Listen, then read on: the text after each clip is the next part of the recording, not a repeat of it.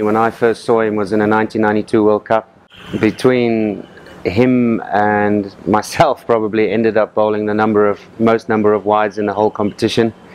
But what struck me about Wasim was his presence, and he was pretty swift at that stage. I think his greatest attribute was the way he swung the ball and how late he swung the ball. And when I played against Wasim and I faced him for the first time in Pakistan, I found out how relentless he is. He bowled me a bouncer that hit me on the square on the side of my head, which was, well, to say painful to say the least.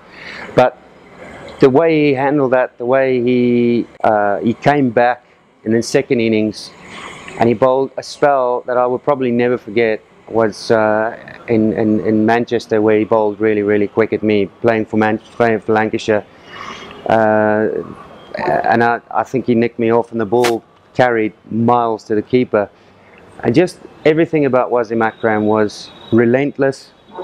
He swung the ball both ways. I think his greatest asset was, for me, made him the ultimate bowler that he was the ball, being able to swing the ball when it was reversing both ways. He was the bowler for me that you could not tell which way it was swinging.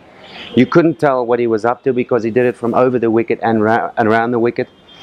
And that, to any batsman in the world, was the most intimidating factor. And growing up in Pakistan on those really tough wickets, flat wickets, reversing the ball was their greatest skill. And I think that's for me why Wasim Akram was, I would say, as far as to go, the most complete quick bowler that I've ever come across and ever watched. Not only did he use the crease so smartly when he was coming over the wicket with a new ball, he swung the ball so late. Stock delivery, swinging the ball out to the lefties was a tough line to cover because he swung it from about middle and off stump. Gary Kirsten would be one of those who can testify for that. And he'd use his in-swinger with a new ball very smartly, because you just never knew when that was coming. And he'd drag you across the crease for some time. But also, if anyone had probably one of the best bouncers in the game, it was him. There's no question about it.